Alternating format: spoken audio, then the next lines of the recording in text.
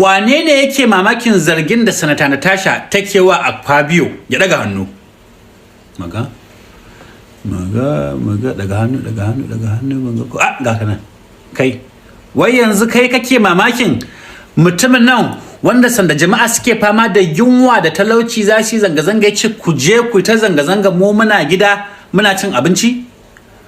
Ko wannan mutumin ne ka manta? Sanda ana cikin talauci an ƙara farashin komai mutane suna shan wahala amma ya yi subutar baki ya ɗauka babu kyamara yake cewa wai kowane sanata ɗan majalisa ya je duba cikin akawun ɗansa an tura masa da 'yan kuɗaɗen addu'a abinda karya doka ne. Ba kai mamakin waɗannan ba? Shi ne aka ringa mamakin don an ce gashi irin abin da yake ƙoƙarin yi da sanata Natasha.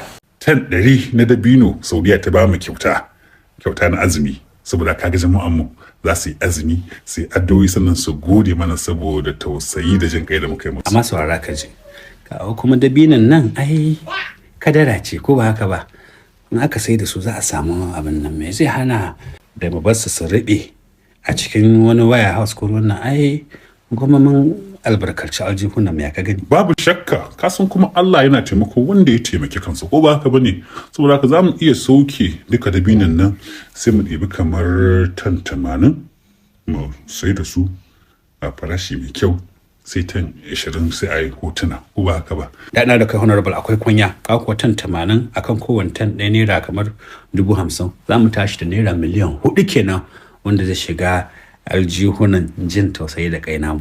Kuma dama akwai sabon marsani da nake so in saya. Jama'a kuma kowa zai samu rabansa ko dabino ɗaya kowane gida guda ɗaya zai koya musu tattali.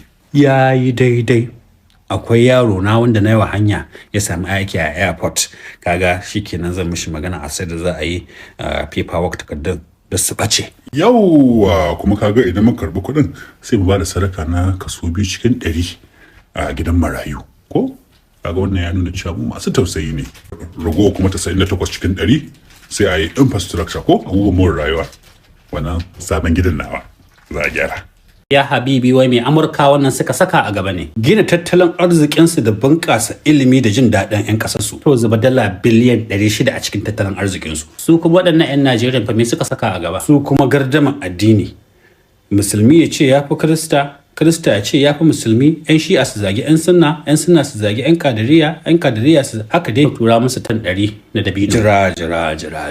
Ya za a ka fi taimakawa waɗannan turawa bayan ga waɗannan baƙaƙen waɗanda sun fi kusa da mu. Kai Najeriya ce fa ban san hauka. Ba ka ji kuma bar tinkiya da kare ne. Tinkiya ta fi amfani amma in ka bata dusa ma ci za ta yi saboda sakarya ce. Shi kwakware ba shi da wani amfani amma kuma sai nama da ɗan abubuwa masu daɗi yake ci. Ina lallai.